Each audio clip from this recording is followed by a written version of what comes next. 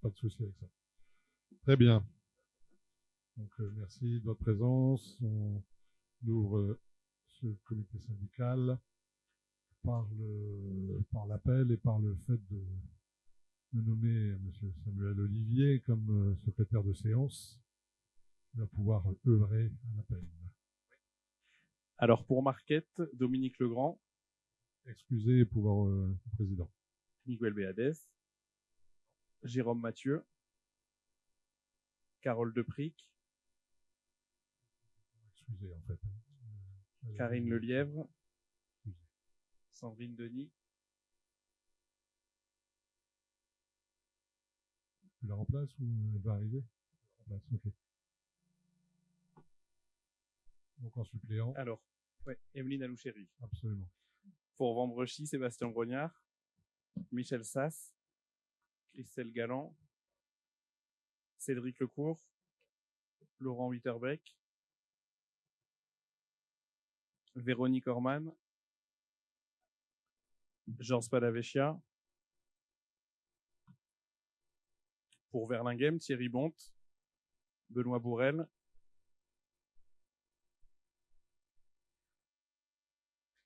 Pour Saint-André, Elisabeth Masse. Pascal Laoust.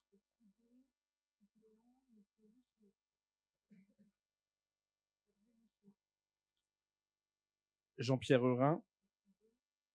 Nicolas Lenindre. Didier Parcy. Michel Huelbrec. Cyprien Richet. Esteban Garcia. Pour Péranchy, Karim Louzani. Rudy Plateux. Benoît Delobel. Jacques-Yves Delcer. Vanessa Doudin. Pour Lompré, Hélène Monclé. Pierre Spilard. Pour Quesnoy-sur-Dole, Rosemarie Alinck. Serge Méozone. Gérard Guibert. Pour Delémont, Christophe Liénard. Pour Marc-en-Barœul, Bernard Gérard. Pascal L'Herbier. Nicolas Papiachvili. Loïc Catelin. Et pour Warneton, Yvon Pétronin.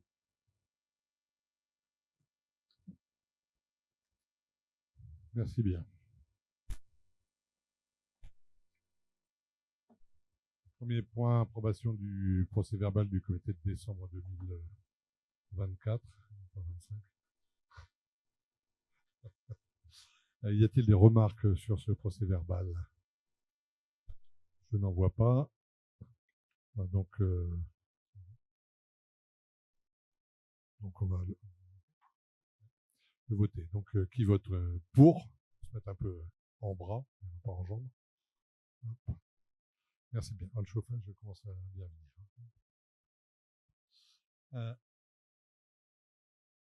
Non, je dis au contraire que le chauffage est en train de bien monter.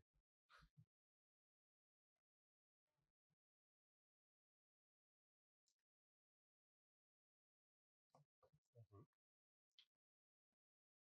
Puisque les actionnaires, là, on les connaît avant.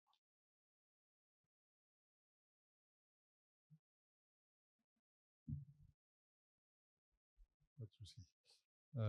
Point d'information, on va donc commencer par le rapport d'activité 2024 du CIVOM. Je sais pas si très bien. Donc pour rappel, pas une découverte, mais c'est une mise à jour en tout cas des populations des communes.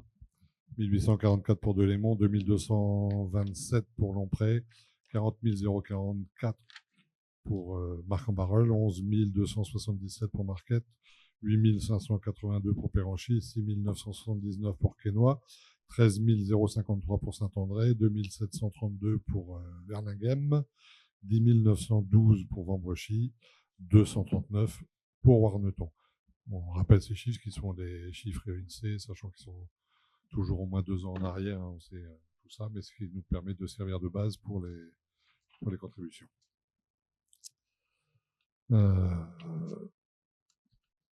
Monsieur le vice-président, si tu veux attaquer l'emploi. Oui.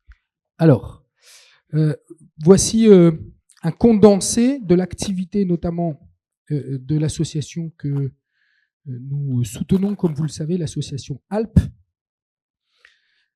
Je salue l'action de son président, qui est élu parmi nous, Nicolas Lenindre, et puis de toutes les personnes, en premier lieu de Philippe Mazelier, à qui vous transmettrez tous nos remerciements, et puis à l'ensemble du personnel de cette association, donc qui se répartit, comme vous le savez, sur 3 structures. Et donc là, vous avez la répartition de la subvention réalisée en 2024 entre les 3 structures. Nous vous proposons peut-être de détailler rapidement ce qui a été fait. Alors, on pourrait passer des heures, hein. Je pense, Nicolas, n'hésite pas si toi, de ton côté, tu veux rajouter. Mais premièrement, la mission locale, donc concentrée notamment sur les jeunes, avec plusieurs services qui leur sont offerts.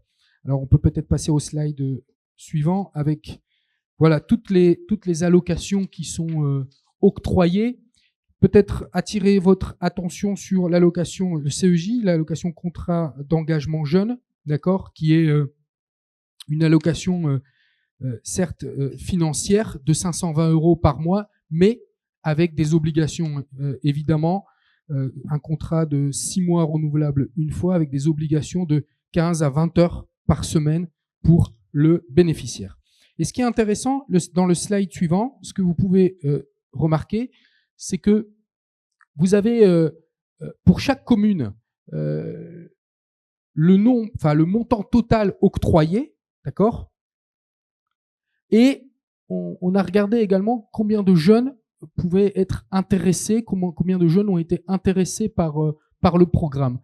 Donc, vous voyez les chiffres, c'est particulièrement éloquent de vos communes. Et on se disait la dernière fois en commission que finalement, si on peut appeler ça comme ça, le retour sur investissement reste plutôt intéressant.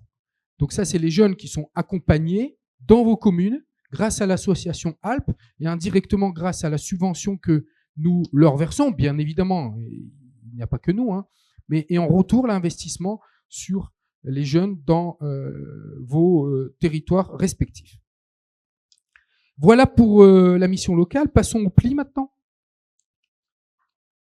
Le PLI, c'est notamment le dispositif qui concerne, comme vous le savez, les personnes les plus éloignées de l'emploi, notamment les allocataires du RSA.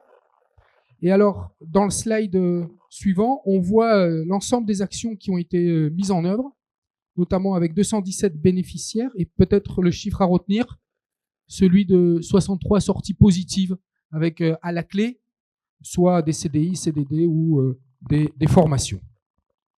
Et enfin, la maison de l'emploi qui, elle, va sensibiliser, va accompagner, va anticiper un petit peu toutes les mutations économiques, avec notamment son événement phare qui est le salon Les Clés de l'Emploi, après peut-être le salon à Lille Grand Palais, sûrement même le plus grand salon de la métropole, avec énormément de sensibilisation au niveau des entreprises, d'accord, avec à la clé aussi des créations d'entreprises, des créations d'emplois, et donc beaucoup de formations, beaucoup de forums, beaucoup de job dating qui ont été organisés dans le cadre de la Maison de l'Emploi. Voilà pour la partie association ALP. Est-ce que j'enchaîne avec le service civique? Oui, je vais juste, on rappelle pour ceux qui veulent plus de détails, rappeler l'Assemblée générale de ALP le 18 mars à 10h du matin. Ceux que ça intéresse et d'avoir encore plus de détails, n'hésitez pas, vous êtes les bienvenus. Et sur les Clés de l'Emploi, oui, c'est quand même 2500 visiteurs, hein, donc c'est un événement majeur. 166 exposants et oui, 2500 visiteurs.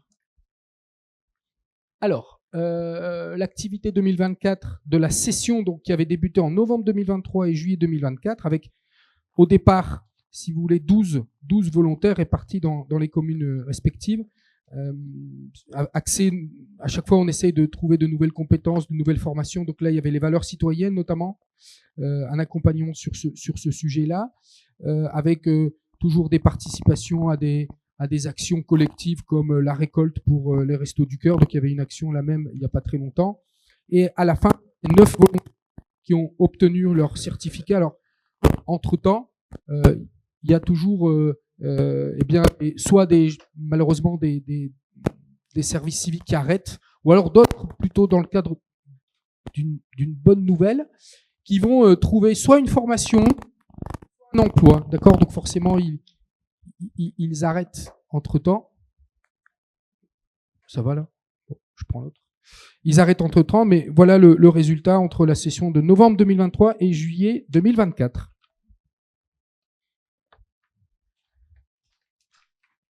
Merci. Merci Nicolas. S'il y a n'hésitez pas, vous savez comment ça marche. Hein. Vous avez un questionnement, une interrogation. Vous n'hésitez pas à poser les questions qui vont bien. Animation du territoire.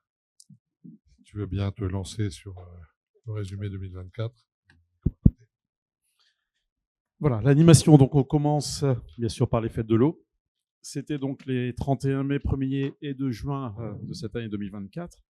On a commencé donc avec l'inauguration à Marquette-les-Lilles, un peu sous la pluie, mais malgré la pluie, ce fut quand même une réussite. Le public est arrivé plus tardivement, mais ensuite, le lendemain, on se retrouvait donc toujours avec ce même spectacle Abyss à la base de loisirs du Fort. Comme ça, il n'y a plus à redire les 3 communes, on va l'appeler la base de loisirs du Fort. Avec un meilleur temps d'ailleurs que la veille. 5000 personnes que vous avez très bien gérées. Hein. C'est vrai que surtout pour la sortie, ça faisait pas mal de monde. Et qui se termine comme d'habitude par un beau feu d'artifice. Les déambulations ensuite dans les communes, les samedis et dimanches, donc sur Delémont, Quesnoy, Saint-André et Vendrechy. Et bien sûr les croisières. Hein, nos croisières au départ de nos différents ports de plaisance ou haltes nautiques, ou même en Belgique, puisque à Warneton, on a eu donc ces départs côté belge. Alors, on continue. Oui, sur ces mêmes croisières, donc 26, il y a eu 26 balades au total, avec 5 thématiques, des navettes en petit train, hein, qui permettaient de rejoindre aussi le départ de ces croisières, avec aussi une ligne de navettes le samedi soir vers la base. 100% de taux d'occupation lors de ces croisières. On avance un peu dans le temps et on arrive donc à l'automne avec Terroir en fête, avec la ferme en ville qui était cette année sur Vendrechy, avec bien sûr les visites de ferme et les ateliers, la soirée gourmande à Quesnoy-sur-Deûle et l'apéritif à la ferme à Verlinghem dans des serres, toujours après une balade à vélo. Je crois que la photo date de 2023 par contre.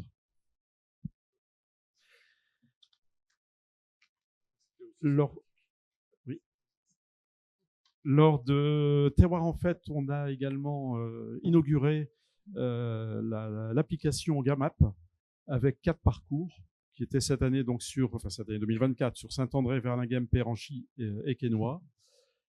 On continuera sur les autres communes, bien sûr. On en reparlera tout à l'heure. Et comme on vieillit très vite, et voilà, on arrive déjà à l'hiver. Le Père Noël est un sportif. Donc, on a eu la de Lémoniac, une course assez sportive avec 400 participants, et la randonnée du Père Noël sur Vendrechy avec 450 participants. Tout ça dans une très bonne humeur. Et on passe à la deuxième casquette, développement durable. Oui. Voilà. Avec d'abord au printemps ville et campagne propres, c'était du 15 au 17 mars. Donc, bien sûr, toujours sensibilisation à l'impact des déchets sauvages et toujours avec le partenariat d'Estera. Donc, on a eu sur 2024 315 participants, 50 mètres cubes de déchets ramassés. Alors, c'est toujours trop. On dira que les ramasseurs sont efficaces, mais non, c'est toujours c'est toujours trop. Même chose pour les 14 700 mégots ramassés. Même période, printemps 2024, on a inauguré donc la distribution du kit goûter zéro déchet auprès des élèves de CP. Vous vous rappelez que l'on a pris modèle sur les choses qui fonctionnent très bien à Roubaix. Et donc, on a démarré sur cette année 2024 avec, alors je parlais de distribution de kits zéro déchet, mais c'était surtout les animations qui précédaient cette distribution qui nous ont tous marqués, puisque je crois que on peut dire que ça a été plutôt une très belle réussite, et on reparlera tout à l'heure pour 2025. Donc sur 2024, c'était 8 communes qui avaient participé: Delémont, Lompré, Marquette, Quesnoy, Saint-André, Verlinghem, Vambaucher et Warneton. Et on parlera de Péranchy tout à l'heure. Mais pour 2025, on a eu donc 594 élèves de CP qui ont été sensibilisés. On arrive à l'automne, encore une fois, donc avec toujours le nettoyage, mais en anglais, World Clean Up Day, toujours donc le ramassage, malheureusement, des déchets dans nos villes et dans nos campagnes. Avec bien sûr toujours la fourniture des sacs et des gants par le Sivom.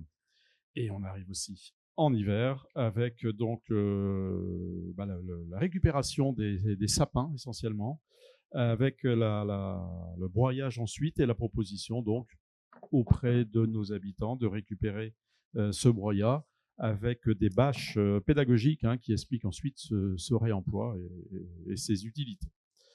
Voilà, ils ont participé: Delémont, Lompré, Péranchy, Quesnoy, Saint-André, Verlinghem et Warneton. Et ben voilà. Merci beaucoup. Oui, le kit qui est goûté, qui est une grosse opération. On a vu le nombre d'enfants, 594 enfants touchés, ce qui est quand même énorme, avec le relais qu'on en attend évidemment chez les parents quand ils rentrent chez eux. Et voilà, une opération qui a été appréciée, animée de manière forte et sympathique, et les enfants ont bien retenu le personnage qu'ils pourront peut-être revoir selon leur classe d'âge, puisqu'il sera encore d'actualité.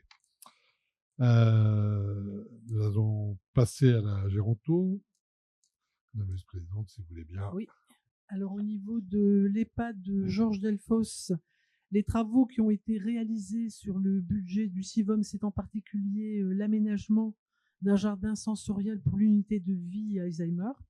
Les résidents, je veux dire, en sont très contents. Cela a été inauguré d'ailleurs l'été dernier. C'est également le changement de la deuxième partie des menuiseries et aussi de la seconde porte d'entrée au niveau du SAS pour un montant total de 193 567 €.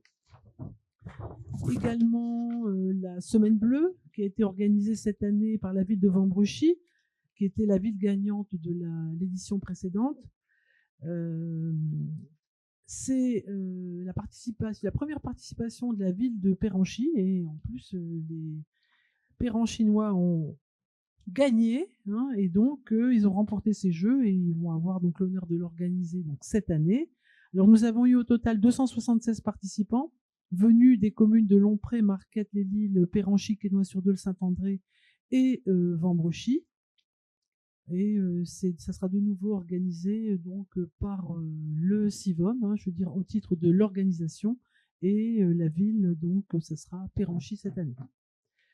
Au niveau du CLIC, vous avez le tableau là de l'ensemble des communes qui, je veux dire, bénéficient des services du CLIC, avec en particulier le nombre de personnes, de seniors suivies en fonction des différents niveaux. Donc pour votre information, le niveau 1 concerne l'information et l'orientation vers les services et les solutions localement disponibles, tandis que le niveau 2, c'est l'évaluation de la situation et des besoins de la personne, mais surtout l'élaboration d'un plan d'aide individualisé, alors que le niveau 3, c'est le suivi et la coordination d'un plan d'aide personnalisé en collaboration avec des intervenants extérieurs. Et la subvention versée au CLIC donc en 2024 est de 11 136 €.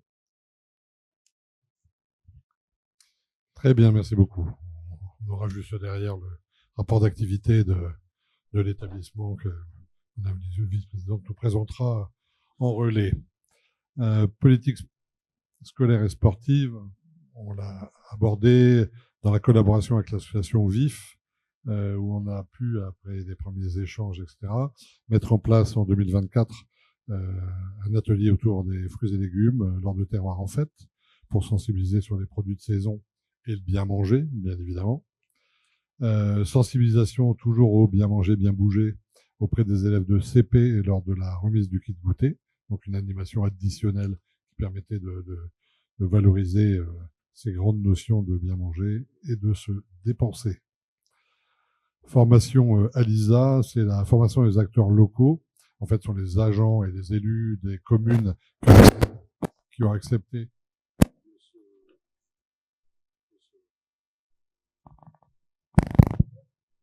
qui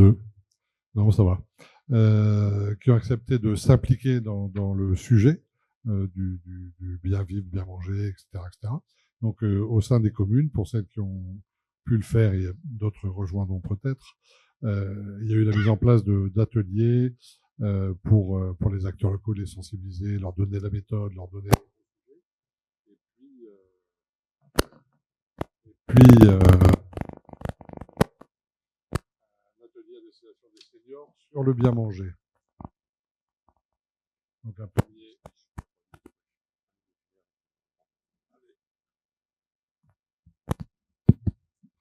Le filaire, celui qui nous sauve toujours la vie dans toutes les manifestations. Donc, je disais, avec la mise en place du premier atelier à destination des seniors sur le bien manger. Donc, à la fois, on a formé les accompagnants et on a fait un premier atelier. Chantier d'intérêt général. Sur 2024, on avait essayé de programmer 4 chantiers. Il y en a eu 3 qui se sont réalisés sur les communes de Quesnoy, Péranchy et Verlinghem. Donc, on n'a pas de retour négatif, donc c'est que manifestement tout s'est bien passé dans le cadre de ces ateliers. Cher Michel. Voici un petit peu pour nous échauffer. Donc, je vais présenter donc les services aux communes. Hein, ils sont 2. L'urbanisme qui fonctionne toujours très bien. Vous devez avoir théoriquement à l'écran le nombre de dossiers qui ont été traités. 252 permis de construire et 1115 déclarations préalables. Le reste sont à la marge, 15 permis de démolir, des permis d'aménager et des cubes. Au niveau des archives qui, là aussi, fonctionnent à plein, hein, puisque on a dégagé quand même 349 mètres linéaires de papier aventurier et 917 mégaoctets d'archives numériques enregistrées. Ça correspond à peu près, après tout ça, à 97 mètres, quasiment 100 mètres de linéaire d'archives proposées à l'élimination. Des campagnes de collecte, donc notamment sur l'archive du sport et de la libération, et tout ça a débouché aussi sur la création d'un livre numérique, hein, puisque nos agents ne se contentent pas de gérer nos archives, elles font aussi des choses qui nous servent, des expositions. Ce coup-ci, ça a été un livre numérique. À noter ce qu'on va voir également au niveau donc des finances plus tard. L'équipe a été renforcée d'un 3e archiviste. Vous avez un camembert qui vous donne la répartition par jour d'intervention des uns et des autres. On peut remarquer que les 2 communes qui nous ont quittés dernièrement, Bondu et Lambersart, continuent donc à utiliser nos services d'une manière normale, puisqu'elles ont chacune bénéficié de 54 jours donc d'intervention de nos services. Les mieux dotés sont Saint-André, Vambrechy et Quesnoy-sur-Deûle, qui ont été pas mal demandeurs donc en 2024, ainsi que Péranchy, qui atteint presque 60. Voilà. Non. Il y a aussi le renouvellement de 2 groupements d'achat, donc des matières d'entretien. Et c'est tout, puisque c'est le papier. Ouais.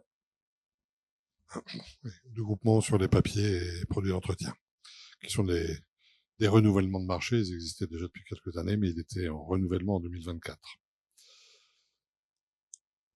Voilà pour ce qui concerne le rapport d'activité du CIVOM. Bon, les activités, vous les connaissez, vous les vivez au fur et à mesure de l'année avec grand plaisir avec nous. Donc voilà, il n'y a pas de surprise réellement sur ce rapport d'activité. Madame Mas, si vous voulez bien nous donner le rapport d'activité de l'EHPAD. Alors, en ce qui concerne le rapport d'activité donc de l'EHPAD, on vous a remis donc le tableau concernant l'établissement, qui est un établissement d'hébergement donc de personnes âgées dépendantes, avec la date d'ouverture, le nom du propriétaire. Donc, ce sont 88 places, dont 23 habilitées à l'aide sociale, et en particulier une unité de vie Alzheimer de 10 places. Et cela concerne donc les personnes âgées en majorité de plus de 60 ans, seules ou en couple, valides, semi-valides ou dépendantes. Vous avez dans le tableau suivant les effectifs 2024 qui concernent les effectifs administratifs, soignants, techniques, mais également le psychologue et le médecin coordonnateur. Donc, pour vous informer, en 2024, nous avons eu 2 stagiairisations sur des postes d'agents d'entretien, 2 apprentis aides-soignants ainsi qu'un agent en service civique. La slide suivante concerne la répartition des effectifs par tranche d'âge. Donc, vous voyez que ce sont les moins de 25 ans qui sont les plus importants. Ensuite, les 25-34, on passe ensuite 45-54 et les autres se déclinent ensuite. Les formations, de nombreuses formations sont faites par les agents, puisqu'en fait, c'est pas seulement avoir une formation initiale, mais c'est la formation professionnelle tout au long de la vie professionnelle, et on encourage donc le personnel à faire ces formations. Je ne vais pas vous les lire, mais vous les avez donc décrites sur cette diapositive. En ce qui concerne le taux d'occupation, en 2024, on avait le nombre de jours de présence de 29 457 jours de présence, avec un taux d'occupation de 92,11%. On vous a mis également les années précédentes, ce qui correspond à une moyenne de 92,07%, donc c'est un taux honorable. Bien sûr, là, il y a encore possibilité de pouvoir compléter pour améliorer le taux d'occupation, mais c'est quand même un taux qui est quand même bien réel.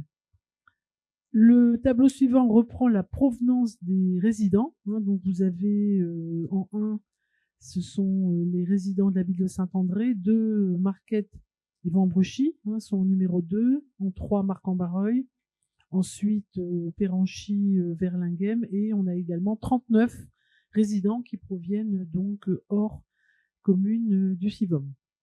Ensuite, la répartition des résidents par GIR. Je vous rappelle ce qui est le GIR, donc le GMP en particulier, c'est le GIR moyen pondéré. Le GIR moyen pondéré exprime en fait la lourdeur en soins de base d'un résident moyen. Le PMP, c'est le pathos moyen pondéré. Le PMP exprime en particulier la lourdeur en soins médicaux pour un malade moyen. Et ensuite, nous allons passer à la répartition des résidents donc par âge. Donc vous voyez que la majorité des résidents à l'EHPAD Georges-Delfosse ont de 80 à 89 ans.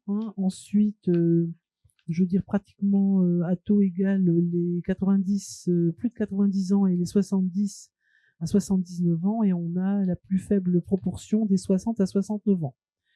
Également la répartition par sexe, donc il y a beaucoup plus de femmes que d'hommes. Bon, ça, on le voit déjà dans nos activités seniors, il y a beaucoup plus de femmes que d'hommes. Je ne vais pas dire que les hommes sont moins résistants. On peut quand même en conclure. Voilà. Alors, ensuite, c'était la semaine des droits des femmes la semaine dernière, donc j'en profite. Le 8, j'en profite. Alors, l'évolution des tarifs d'hébergement, donc les places habilitées à l'aide sociale, vous voyez, c'est un tarif donc journalier de 68,95 €. Les places non habilitées à l'aide sociale pour les moins de 60 ans, c'est 97,90 €. Les places non habilitées à l'aide sociale pour les plus de 60 ans, cette fois-ci, c'est 76,18 €. Nous avons reçu, les nouveaux taux. Enfin, pour l'année prochaine, on appliquera les nouveaux taux que nous avons reçus. Et en ce qui concerne en particulier les places non habilitées à l'aide sociale, je veux dire, c'est appliqué aux nouveaux entrants de l'année concernée. Le descriptif de la slide suivante concerne les nombreuses activités qui sont proposées aux résidents. Donc je vous laisse les découvrir, je ne vais pas les lire totalement.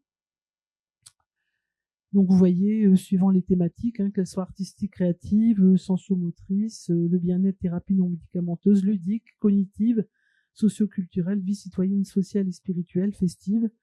Donc je remercie en particulier les agents qui sont mobilisés à l'animation des résidents pour le bien vivre, je veux dire, dans cette résidence. En ce qui concerne les nouveautés 2024, eh bien en particulier, ça a été la collaboration avec les CHU de Lille et l'EHPAD pour l'accès direct à un avis gériatrique et à l'offre de soins gériatriques du CHU pour les résidents de l'EHPAD. C'est la collaboration avec l'ESPREV, l'élargissement donc des thématiques d'intervention. L'importance de la collaboration dans le projet infirmière de nuit mutualisée, en partenariat avec certains EHPAD de proximité géographique, en particulier soutenu par l'ARS, et on a mis en œuvre donc en particulier cette convention l'année 2024. Nous pouvons passer maintenant à la situation financière de l'EHPAD. Donc les recettes estimées pour l'année 2024, vous avez là dans le tableau l'état réalisé des recettes et des dépenses. Donc le total des produits vous est indiqué, je veux dire, dans le tableau avec le comparatif 24-23. Donc on peut noter une baisse des produits par rapport à 2023. C'est dû en particulier à la baisse des dotations du département et aussi de la baisse de la facturation de l'hébergement. En ce qui concerne les dépenses, vous avez le tableau donc sous les yeux. L'exercice 2024 devrait enregistrer un déficit de 114 162 €. Pour rappel, il y a eu une augmentation réglementaire en ce qui concerne les dépenses de personnel, puisqu'en fait, les points d'indice a augmenté, et en particulier de 5 points en plus. Donc bien sûr, ça se répercute sur les dépenses en personnel. Vous aurez, lors du prochain comité syndical qui est prévu le 26 mars prochain, un détail des recettes et des dépenses lors du vote donc de l'ERRD. En ce qui concerne les investissements qui ont été réalisés en 2024, donc vous voyez, de nombreux investissements ont été réalisés. Vous les avez donc sous les yeux, je ne vais pas les relire. Voilà, sur cette présentation, Monsieur le Président, du rapport d'activité de l'EHPAD Georges Delfosse. Merci beaucoup. Ça va, c'est varié, de l'auto-laveuse au vélo triporteur. C'est un panel bien différent d'activités. Après, Sanilave, etc. C'est des choses parfois qui, moi personnellement, m'échappent.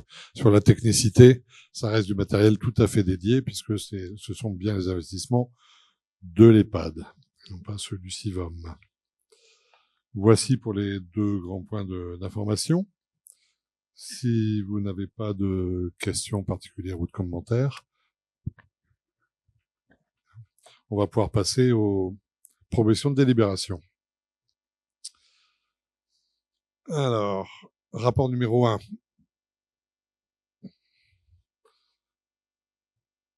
Ce sont des délibérations qu'on reprend systématiquement tous les ans, puisqu'ils concernent le recrutement pour le rapport numéro 1 de postes d'étudiants du samedi à l'accueil de l'EHPAD et à un poste d'adjoint de direction. Ça, c'est pour l'actualité. Le plus important est dans le poste d'adjoint. Pour ce qui est de l'ouverture, et puis les postes d'étudiants, c'est ce que l'on met régulièrement en renforcement de l'accueil et que l'on fait tous les ans. Donc, ces deux éléments, recrutement de deux postes, c'est deux postes pour le temps complet, durée hebdomadaire 12 heures d'agent contractuel dans le grade d'adjoint administratif, pour faire face à l'accroissement de temporaire d'activité sur l'ensemble de l'année sur l'accueil.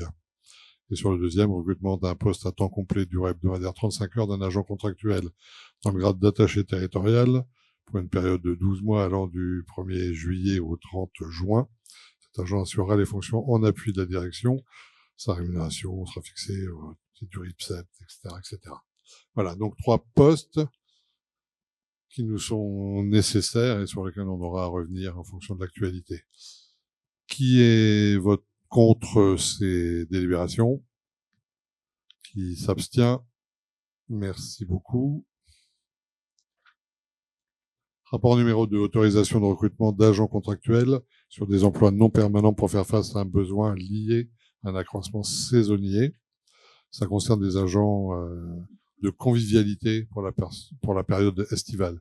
Tous les étés, pour assurer la sécurité de nos aînés par rapport à la chaleur, etc. On renforce un petit peu l'équipe pour pouvoir satisfaire toutes les demandes et le contact nécessaire avec nos aînés.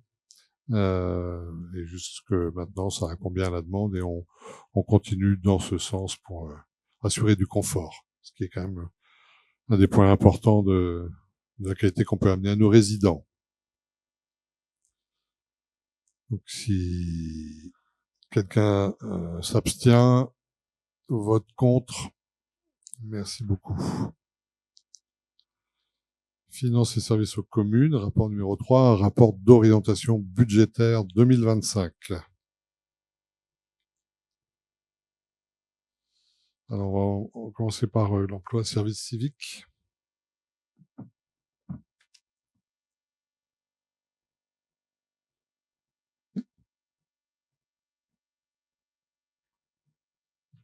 Oui. Que là, c'est le... Alors,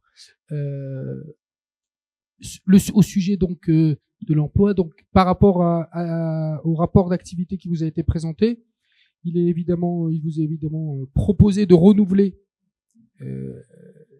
la subvention à l'association Alpes, qui est donc peu ou prou la même, à peu près 1 000 € de différence.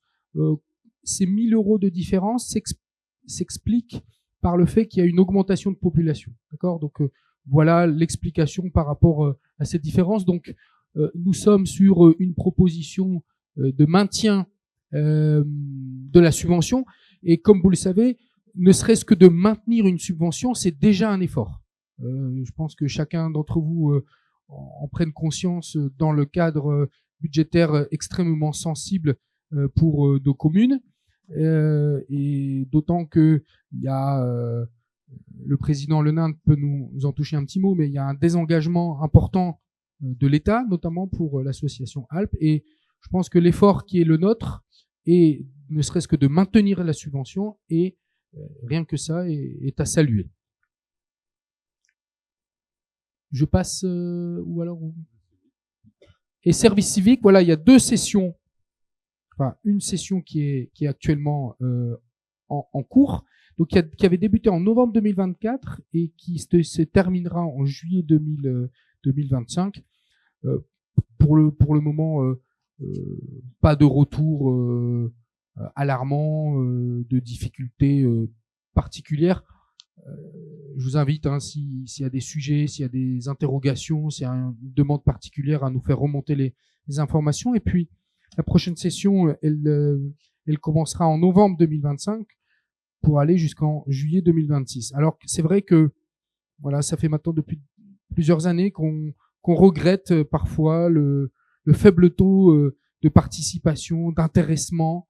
Il y a eu à un moment donné un regain de popularité par rapport à ce dispositif, avec notamment une forte communication au niveau national. Ça avait beaucoup aidé. On avait eu des répercussions au niveau local. C'est plus le cas aujourd'hui. Peut-être ça explique, malgré le fait qu'il y a une communication importante auprès des jeunes qui sont effectués. Mais voilà, on a toujours un objectif, celui de 15 services civiques. Et donc, voilà, vous êtes aussi les premiers relais dans vos communes respectives. Si vous sentez qu'un jeune peut être intéressé, c'est le moment aussi de lui faire découvrir cette belle opportunité. avec à chaque fois l'objectif de pouvoir intégrer plus de volontaires avec de nouvelles missions par ailleurs. Et toujours pareil, un rôle extrêmement important qu'il faut saluer des tuteurs dans vos communes qui passent beaucoup de temps parce que bon, former un jeune, l'accompagner, c'est toujours du temps et il faut vraiment un boulot extrêmement important et précieux.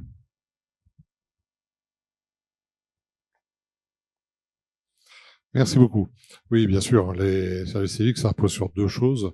Le fait d'avoir des gens qui acceptent dans nos communes de passer un peu de temps avec des jeunes, avec une contrepartie. Moi, je croise ceux qui sont sur la commune de Marquette régulièrement et leur air plutôt radieux sur leur activité, etc. Voilà, on est plutôt satisfait. Et le deuxième élément, il est vrai, on a eu des soucis, particulièrement il y a 2 ans, sur le fait de trouver réellement des jeunes. Donc, il y a en effet la commission nationale. Il faut vraiment pas hésiter. On connaît tous un peu nos communes, on rencontre les familles régulièrement et on n'a pas toujours à l'esprit qu'il y a une petite possibilité à ce niveau-là. Donc, ne pas oublier du tout de passer le relais à vos services pour qu'ils puissent passer le relais à vos jeunes quand ils viennent voir les services, tout simplement. Donc, il faut vraiment pas se priver de ça. Les jeunes en ressortent vraiment toujours extrêmement contents, heureux et enrichis. Donc, il faut pas hésiter là-dessus. Le développement durable ou l'animation. Allez, on va commencer par l'animation. Voilà, retournons le calendrier, donc en commençant par ces belles animations. Et on commence donc par les fêtes de l'eau. L'occasion de rappeler aussi que la commission animation a eu lieu le mercredi dernier, ce qui nous a permis de valider les différents spectacles, avec une inauguration cette année à Quesnoy-sur-Deuil, avec donc le spectacle Revue de rue. Donc ce sera bien le vendredi soir à Quesnoy-sur-Deuil. Le lendemain à la base du fort. Donc là, c'est un autre spectacle qui s'appelle Disco Ball. Voilà, sur cette base. Ça se terminera toujours par un feu d'artifice, comme d'habitude. Ah voilà, non, ce ne sont pas eux. Toujours les déambulations donc sur les autres communes, sur Bois-de-Lémont, à Marquette, à Saint-André, à Vambrochy. Et bien sûr les croisières, toujours au départ aussi de nos ports de plaisance ou des différents arrêts nautiques. Et toujours avec une croisière au départ de la Belgique. Ce CIVOM est international, Monsieur le Président. Alors, en termes de nouveautés pour 2025, on a en plus, puisqu'on est sur une année l'île 3000, avec donc un spectacle qui est proposé par l'île 3000 qui s'appelle Mobilo. Ce sera donc sur les samedis et dimanches, 7 et 8 juin, à Delémont, à Marquette, à Saint-André et à Vambrochy. Avec également toujours aussi des déambulations plus petites que les grands spectacles dont on parlait juste avant. Avec une première croisière 100% électrique et autonome, avec ses panneaux solaires. Un bateau, on en a parlé il n'y a pas longtemps, puisqu'on l'a inauguré, c'était l'automne dernier, il me semble, Monsieur Lebert. Et on était assez épatés du fonctionnement de ce bateau. Un budget donc pour ces fêtes de l'eau qui est prévu pour 2025 de 127 000 €. Et on passe donc à Terroir en fête avec le maintien donc des actions phares, les visites de ferme et les ateliers, la ferme en ville avec discussion pour savoir encore, c'est pas encore vraiment définitivement décidé là où ça va se passer cette année. L'année dernière c'était à Vambrochy. La soirée gourmande, les apéritifs à la ferme après la balade vélo de Verlinghem. Je regarde Benoît. Voilà, c'est toujours bien prévu. L'atelier autour du bien manger en partenariat avec VIF, donc pour un budget pour Terroir en fête de 29 000 €. Et on arrive encore une fois à Noël avec ce Père Noël qui est toujours un sportif. Rappelez d'ailleurs que le tirage au sort Pour les 3 lots, hein, je rappelle que le premier lot, c'est toujours un vélo. On remettra ces prix lors de notre prochaine plénière, très, très bientôt ici.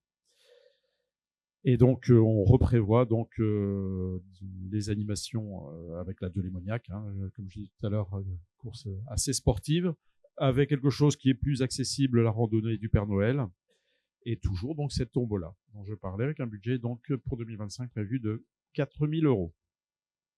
On retourne sur le même calendrier. Et non, juste sur l'animation. Oui, vous avez vu apparaître une animation supplémentaire sur les 4 communes. C'est dans le cadre, comme tu nous l'expliquais, sur l'île 3000. Donc, c'est sur un thème fiesta. Bon, je pense que ce qu'on propose comme animation est un peu plus festif que cet élément-là. Mais en tout cas, c'est quand même un élément graphique, un peu grandiloquent, on va dire, qui animera d'autant plus nos communes. Ça permet de nous associer et d'associer la MEL à notre belle période des fêtes de l'eau.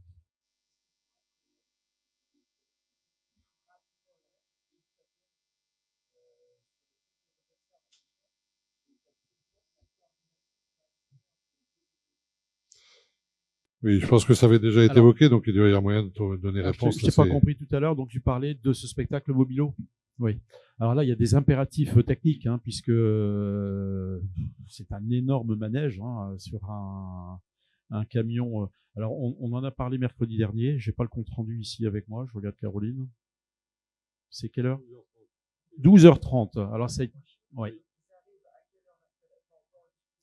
On va en discuter tout à l'heure, parce que...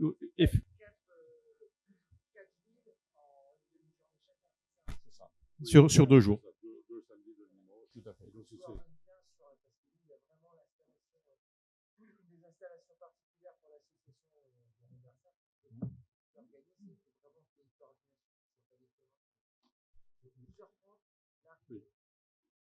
12h30, le spectacle. Ah non, ce qui veut dire une installation au préalable. Voilà. Mais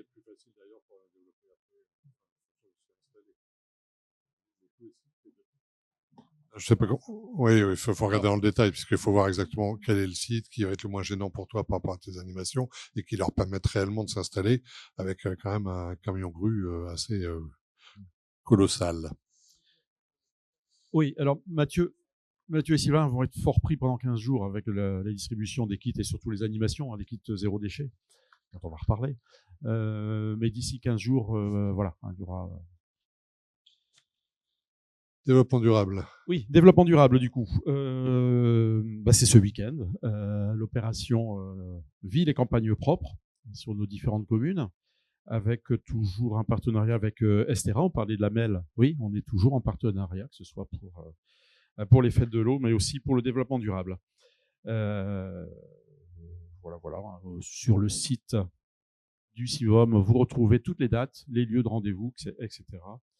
C'est vrai qu'on a maintenant une interactivité avec ce site qui permet de donner l'information au fur et à mesure, et surtout, s'il doit y avoir une modification, de pouvoir modifier en temps réel. On parlait tout à l'heure de la distribution du kit goûter. C'est en cours également. Ça a démarré lundi à Verlinghem. Alors, merci à Benoît Bourrel qui a animé lui-même la discussion. C'était mardi, oui, tout à fait. C'était mardi matin. Donc, Benoît, merci pour ta belle animation avec les enfants.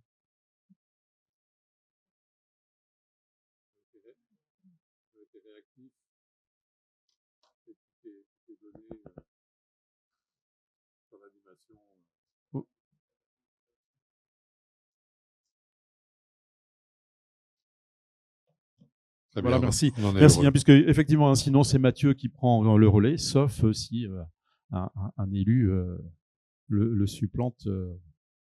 Et c'est ce qui s'est passé très bien sur Verlinghem. Donc je peux en reparler rapidement. C'était donc à Verlinghem mardi matin. Delémont, c'est passé aussi. Hein, c'était mardi après-midi. Demain, c'est sur Vambrochy, sauf pour l'école Pasteur, où ce sera le 18 mars. 18 mars également à Quesnoy. Le 20 mars à Saint-André, le 24 à Lompré, Le 27 à Péranchy, donc ça ce sera une première pour Péranchy, une deuxième pour nous, mais une première à Péranchy avec le CIVOM, hein, puisque l'année dernière, il y avait eu une mise en place en fait. Hein. Et donc cette année, on est très content de faire ça à Péranchy le 27 mars et on terminera le 28 à Marquette. On continue donc avec les différentes opérations, avec le World Cleanup Day, donc ce sera le 20 septembre. Budget 0 €, ça va. Hein. Monsieur le Président, c'est... Oui. Et on arrive encore une fois à cet hiver, prochain hiver 2025, enfin doucement, hein, qu'on ne vise pas trop vite non plus, avec, on proposera toujours la récupération des sapins de Noël et leur valorisation pour nos habitants. Un petit budget de 1 000 €. Oui, sur cette dernière opération, ça repose sur l'envie des communes, hein, en réalité, parce qu'il y a différents niveaux. Soit vous avez du matériel pour broyer, vous l'utilisez vous-même, mais nous, on accompagne surtout par des bâches d'information, ce qu'on en fait, etc. Il y a un petit côté didactique qui permet d'être accompagné. Donc, ne demandez pas, on a plusieurs, n'hésitez pas à demander, on a plusieurs bâches qui nous permettent de répondre à plusieurs communes sur une durée certaine, etc. Donc, profitez, le matériel existe, et puis ça vous fait une petite sensibilisation supplémentaire dans vos communes.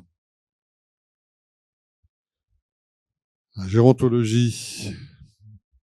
Oui, alors au niveau de l'EHPAD Georges Delfosse, nous poursuivrons nos actions pour le bien-être et l'amélioration de l'environnement de vie de nos résidents.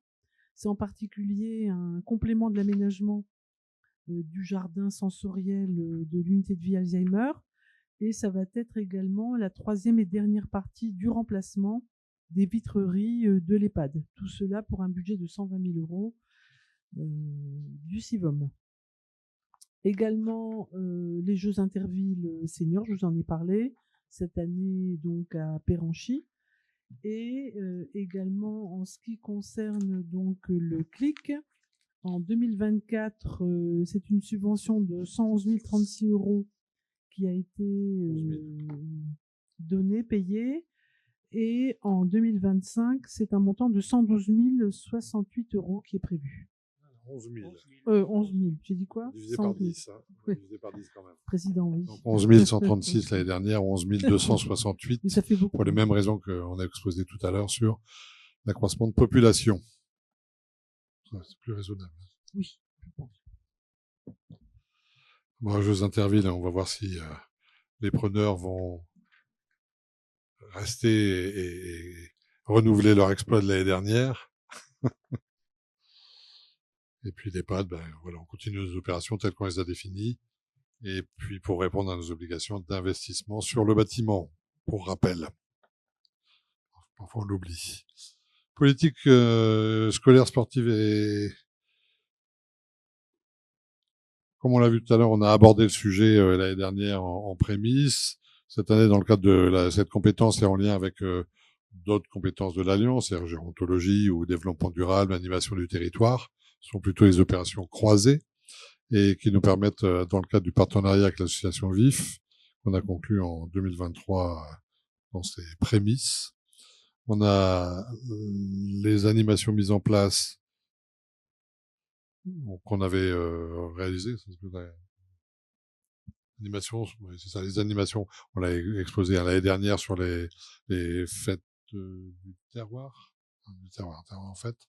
On avait fait les fruits et légumes, une sensibilisation complémentaire sur le goûter, ça on renouvellera, des formations sur l'animation des ateliers à l'ISA.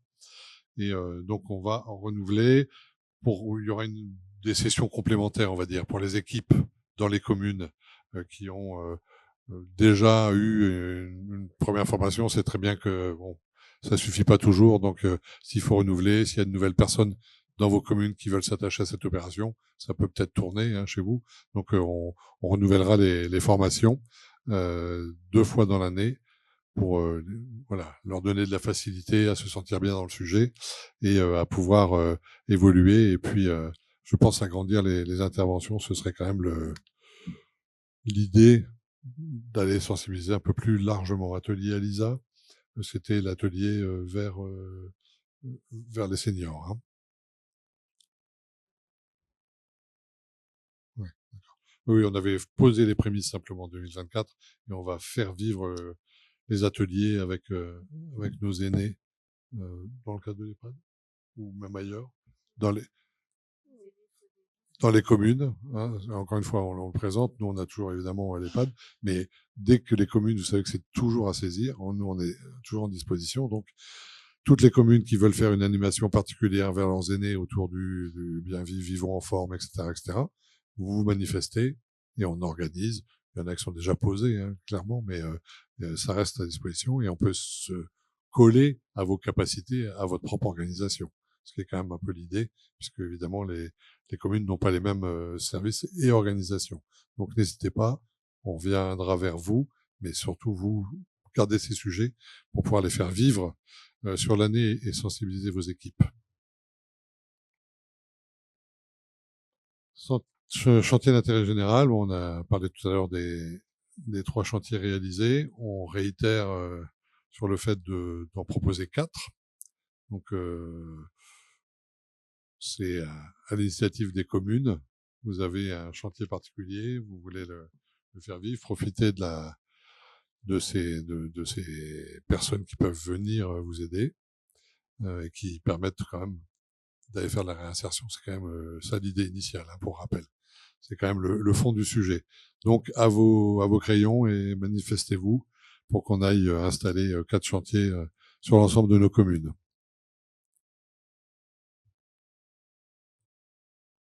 Service aux communes. Michel. Les services aux communes. Bon, ben, naturellement, notre but est de conserver la qualité de ces 2 services, l'urbanisme et l'archive, les 2 qui existent actuellement. Nous avons donc régulièrement des demandes d'adhésion pour ces services, urbanisme ou archives. Et on peut noter que la chapelle d'Armentières donc va bénéficier de ce service pour 2025. Pour le moment, nous ne bougeons pas au niveau de l'urbanisme, bien que nous ayons des demandes, mais des demandes qui ne permettent pas d'embaucher quelqu'un supplémentaire, mais qui ne peuvent pas non plus être gérées dans l'état actuel donc de nos effectifs. Mise en place de nouvelles mutualisations. Donc ça, c'est quelque chose qui est en route depuis quelques années. Ça va bientôt se mettre en place.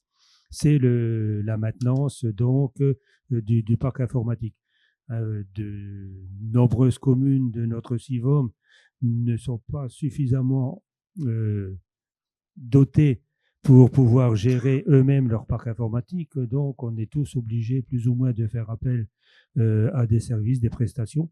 Et si, bien entendu, nous mettons ensemble nos besoins, nous pouvons toujours, bien sûr, avoir de l'intérêt à mettre cette mutualisation en place. Groupement de commande aussi pour les transports par bus. Bien entendu, là, c'est à peu près le même principe. Toujours, au plus on est nombreux, au moins c'est cher. Donc, voici pour les services aux communes. Avant de passer à la pièce principale, avec les finances, oui, quand même, vous vous souvenez, on a pris des dispositions, on a passé des délibérations pour pouvoir ouvrir aux communes extérieures le service des archives, qui ne l'était pas auparavant. Et on a donc cette première souscription de la chapelle d'Armentières qui vient nous trouver et qui va abonder sur la prestation de nos services. Oui, on a eu pas mal de demandes en urbanisme sur la fin d'année 2024. On est obligé, nous, de peser, comme le précisait Michel, l'accroissement d'activité. Il faut qu'il puisse être couvrir un poste supplémentaire. Donc nous, prendre une petite partie du poste pour donner un peu de souplesse à nos propres équipes, ça va bien, mais il faut quand même que le taux d'occupation par ces nouvelles communes soit à la hauteur susdite. Aujourd'hui, on n'a pas encore cet équilibre. Donc, on voit les opportunités, on avance. Il serait peut-être possible d'intégrer une petite commune parce qu'elle ne va pas avoir un gros impact sur nos équipes pour pouvoir répondre. Et puis après, il y en a qui se regroupent, hein, qui travaillent aussi. Il y a d'autres un autre SIVOM de mémoire qui répond ponctuellement selon les zones. Donc voilà, on avance là-dessus. En tout cas, on est très stable dans les actions qu'on a là-dessus et le service est en effet toujours aussi apprécié. On va donc travailler sur l'évolution de la situation financière. Voilà, donc la situation financière, on commence bien entendu par les recettes. Alors vous voyez que les recettes sont toujours aux alentours d'1,6 million, 1,5 million depuis 2021. L'orientation 2025 prévoit d'être légèrement en dessous du 1,5 million, puisqu'on a atteindrait 1,485 million, dont 750 000 € de contribution. Alors bien sûr, c'est là la grosse augmentation, puisqu'on voit qu'au niveau du CA 2023, c'était 551 000, donc ça fait 200 000 € en plus par rapport à 2023. Ça fait que 150 000 en plus par rapport au CA estimé 2024. Nous y reviendrons très rapidement sur cette augmentation qui est due essentiellement à la fin des indemnités versées par l'Obersar pour sa sortie, puisque lorsqu'elle est sortie, elle avait donc un bon de sortie, mais qui était aussi ajusté avec donc une compensation financière sur les 2 dernières années. Cette compensation est terminée, donc nous sommes contraints donc d'augmenter la contribution des communes, qui est quand même relativement, elle est sensible bien sûr sur les dernières années, mais comme vous pouvez le voir sur le graphe qui suit, en 2014, la contribution était proche des 850 000. En 2020, elle dépassait les 850 000 €. Et pour le moment, nous sommes à 750 000, donc encore largement en dessous de ce que les communes donc payaient en 2020. Ceci est dû en 2020. Nous avons décidé de tenir compte donc de la TPU. Et la TPU vient en déduction des contributions, alors qu'auparavant, il y avait les contributions plus la TPU. Donc, c'est ça qui faisait aussi notre différence. Pour les dépenses de fonctionnement, nous nous efforçons de les maintenir au maximum, puisque vous pouvez voir que l'orientation 2025 chiffre les dépenses à 1 665 000, alors qu'il y aura quand même des actions supplémentaires, notamment VIF et puis quelques autres petites animations. Elle n'est que légèrement supérieure au CA de 2021. Il n'y a que 20 000 € de différence, tout en étant inférieur à celui de 2022. Les dépenses de personnel augmentent. Alors, il y a eu une augmentation sensible en 2024, puisqu'on passe de 550 à 600 000 €. Et donc, ça, c'est dû, bien sûr, à l'embauche de notre 3e archiviste. Au niveau, donc, de l'orientation, donc des recettes totales d'1 485 000 pour 1 665 000 € de dépenses totales, ce qui nous donne un résultat négatif de 180 000 €. Vous le savez tous, nous avons donc un excédent, que ce soit en investissement ou en fonctionnement, et il a été décidé donc de compenser donc ce différentiel entre les dépenses et le fonctionnement et les recettes par une ponction donc sur nos excédents. Les excédents qui resteront malgré tout après cette date suffisantes pour voir l'avenir sans trop l'avoir en noir. Au niveau de l'investissement, les recettes sont essentiellement donc le SCTVA et les amortissements des immobilisations. Les dépenses totales s'évaluent à 170 000 €. Vous avez pu voir que il y a déjà 120 000 € pour les fenêtres de l'EHPAD et il y a bien sûr quelques changements de matériel chez nous. Résultat de l'exercice, donc déficitaire aussi de 60 000 €. Et là, nous avons un excédent d'1,4 million si mes souvenirs sont bons, ce qui couvrira largement et efficacement notre déficit.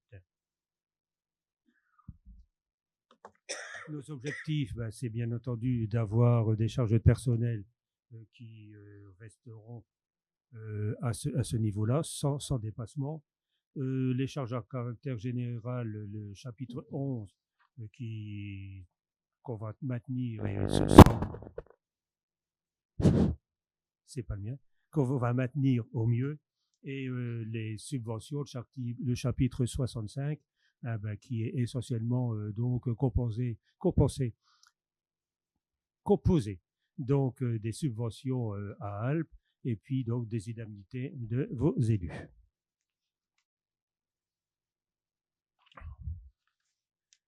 Je pense avoir fait le tour.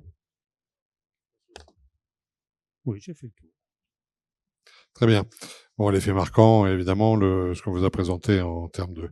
On essaie d'être toujours transparent et de plus en plus visuel, et pour vous tracer un peu comment les communes participent au fonctionnement du CIVOM. On a décorrélé, comme l'a expliqué Michel, la TPU, et donc ça nous a permis de descendre drastiquement les appels de contribution. Et puis, on a aussi travaillé sur le fait que toute action non engagée, c'est-à-dire qu'on vient la repositionner sur l'année suivante en remboursement. Donc, ça veut dire qu'on est vraiment le plus transparent possible et vraiment collé à l'actualité et aux réalités du budget. Tu voulais faire Vas-y. Non, mais c'est une chose, bon, parce que j'ai eu les questions donc en conseil municipal chez moi, donc une chose que je rappelle, les contributions qui augmentent n'ont aucun impact sur votre budget personnel, puisque ces contributions sont fiscalisées, donc ça se voit uniquement sur la feuille d'impôt de vos citoyens. Dans la petite case intercommunalité. Ouais, tout à fait. Donc, c'est un peu plus d'activité, enfin, de plus en plus. On voit bien le développement durable, quel essor il a pris sur ces 5 années. Un peu de groupements supplémentaires, des animations complémentaires, donc de l'activité supplémentaire pour un budget qui est aujourd'hui encore à 100 000 € de moins qu'au début du mandat. Donc voilà, on rappelle tout ça, on le fait vivre. Le CIVOM, c'est une actualité, c'est des gens qui sont sortis, dont on a pris compte, et globalement, on reste très très positif. L'engagement sur les déficits, c'est ce qu'on avait dit, hein, on exploite, on a engrangé, on va dire, des budgets autour du fonctionnement et de l'investissement que l'on ne veut pas thésauriser plus que nécessaire. Donc on profite et on met à disposition, on remet l'argent qui a été versé par la commune dans le pot des communes. Ça évite à elles d'avoir à les mettre. Et en effet, comme le rappelait Michel, ça reste du produit fiscalisé, donc pas d'incidence sur les budgets des communes. Voici pour les budgets. On va donc voter ce rapport d'orientation. D'abord, s'il y a des commentaires, des questions, bien sûr. Hein. Oui.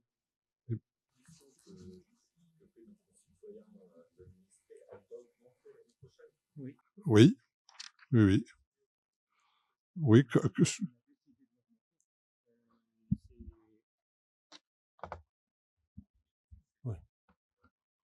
Oui, bah c'est justement, on prend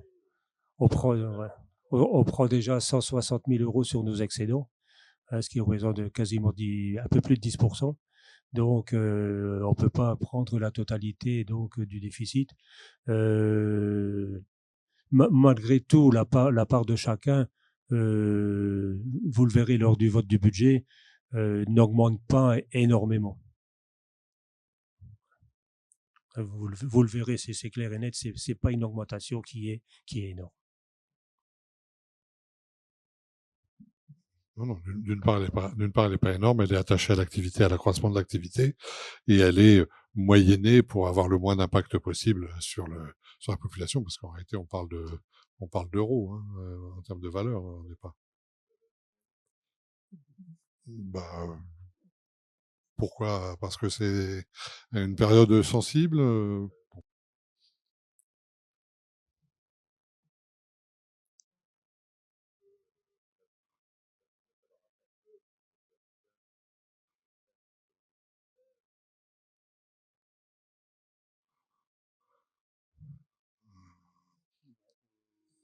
100 000 plus les 70 000 encore. Non, il y a 150 000 répartis donc, sur les 90 000 habitants.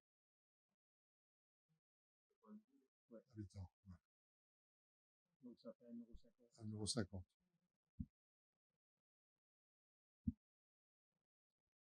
En moyenne, parce qu'il y a des communes qui sont un peu moins. Selon la TPU, selon l'affectation des taux, évidemment, sur les. Mais nous, on donne un montant aux impôts, c'est eux qui appliquent un pourcentage pour correspondre au montant qu'on appelle, hein, dans les faits. Donc nous, on ne fixe pas de taux ou quoi que ce soit. On donne les montants de la nécessité du budget, et donc la différence, ce serait de l'ordre d'1 €, entre 1 € et 1,50 €. Donc nous, on joue pas. Évidemment, on peut toujours créer de l'actualité liée, mais en général, nous, on essaie de plutôt jouer à un usage lissé. Et c'est pour ça d'ailleurs qu'on est quand même à chaque fois au plus près et qu'on reverse les activités qui n'ont pas eu lieu, etc., etc. Donc on est plutôt sur le fait d'être sur une activité qui nous permet d'avoir une vision, d'avoir un peu de perspective. On vient en effet manger une partie, c'est pas anodin, hein. Ce qu'on va prendre sur les réserves, c'est quasi l'impact qui pourrait y avoir en plus. Donc, parce qu'à raison de 300 000 € par an, les réserves, elles fondraient à toute vitesse et on aurait un retour dans les appels de contribution qui serait plus marqué, alors que ce ne serait pas vraiment nécessaire. C'est plutôt ce biais-là qu'on utilise en disant on lisse, on va doucement là-dessus. D'autres commentaires? Oui, oui. Absolument. Le fait qu'on ait acté qu'il y a eu un débat, etc. Alors, au niveau des contributions, justement, je tiens à rappeler quand même qu'en 2014 encore, c'était 918 000 € qui étaient appelés tous les ans, quels que soient les besoins. Tandis que là, depuis qu'on a changé le système, on appelle ce qui est vraiment nécessaire. Comme je le disais, qui rend les nécessités. C'est une augmentation par rapport à l'année dernière. Si on était resté sur le système initial, on aurait engrangé des montants pas nécessaires. C'est pour ça qu'on essaie vraiment de faire vivre ça le plus lissé en fonction de l'activité réelle. Et même si j'entends la période, le montant réel d'impact, il risque d'être multiplié si on ne le fait pas de manière lissée. C'est cette orientation-là que l'on vous propose. D'autres questions? 1,50 €, rapidement. C'est ça. Non, c'est par foyer fiscal. À voir. De toute façon, après, bon, on aura le détail au moment du budget, hein. Là, on est au robe. S'il n'y a pas d'autres questions, on acte donc le fait de ce débat.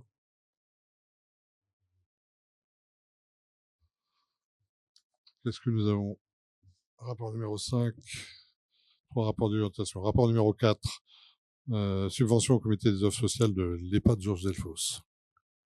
Alors, pour rappel, donc, cette subvention, elle est calculée à raison de 1,7% des traitements bruts effectivement payés sur l'année 2023 aux agents titulaires, mais également aux agents non titulaires, mais qui ont une ancienneté de plus de 6 mois. Le montant à payer pour 2025, il est de 32 695 €, qui est établi donc sur la base des traitements bruts qui ont été arrêtés au 31 décembre 2024. Voilà, Monsieur le Président, sur cette subvention, sur le rapport 4. Merci beaucoup. Ça appelle un vote. Il y a des commentaires sur le sujet, des interrogations. Si tout est clair pour vous, qui vote pour?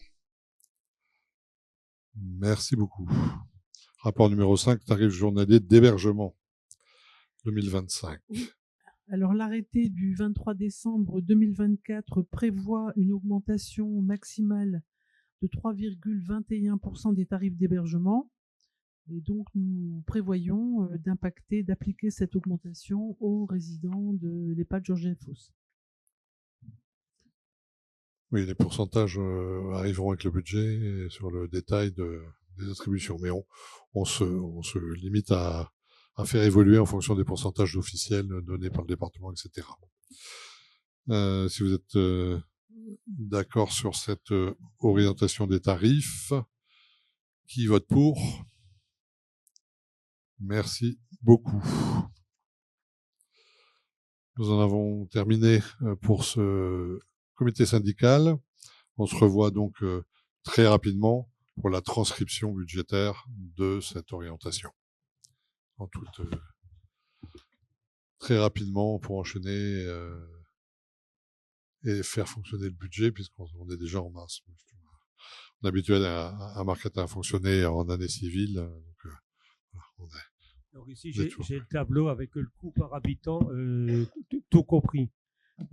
Ça tourne aux alentours de 16 € pour Marquette, 13 € pour Péranchy, 13 pour Saint-André, 13 pour Verlaghem, 15 pour Vambrechy, 12 pour Quesnoy, presque 15 pour Lompré, Marcq-en-Barœul 6,72, Delemont 5 € et Warneton 7 €. Donc ces communes-là, c'est parce qu'elles n'ont pas toutes les compétences. Ça, c'est tout compris. En déduisant la TPU, le chiffre change bien entendu et là descend nettement en dessous de 10 pour la plupart. Il n'y a que Marquette qui reste à 11, et Vambrechy à 12 et Quesnoy à 12. Tous les autres, ça tourne autour de 10 et en dessous par habitant. Évidemment, ce qu'on a donné, c'est un montant moyen. Marcq-en-Barœul, tu vois, on est à la moitié des montants. Donc l'impact, il est de moitié, par définition. Très bien.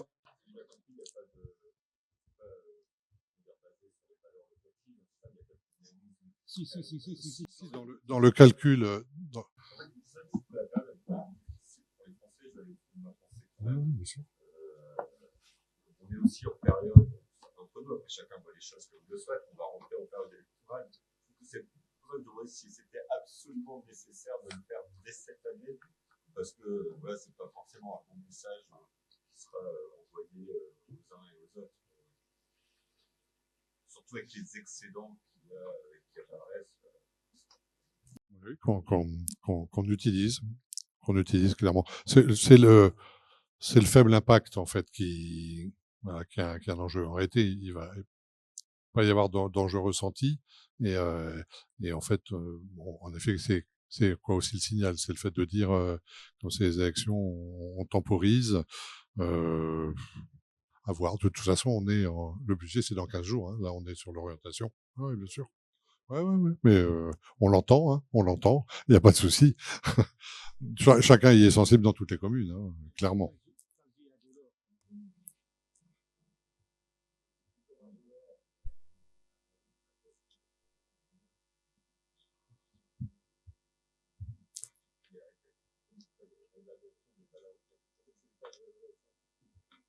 Ah ben les réalisations de valeur locative, elles sont indépendantes de l'État. Elles vont, en règle générale, elles mangent la hauteur de l'augmentation. Elle naît. Mais oui, comme je te le disais, nous on n'annonce pas un taux hein, en réalité. Nous on donne un montant et il est transcrit par un taux. Ce qui fait qu'il n'y a pas d'augmentation de taux ou que ce soit pas sur ce qui nous concerne, juste sur le montant que l'on donne. Mais il n'est pas. Non. Nous, c'est un taux qui est fixé par les impôts en fonction du montant.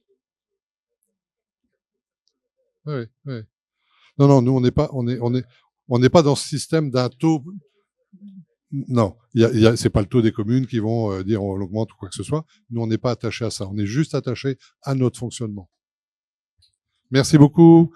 Bonne fin de soirée et dans 15 jours.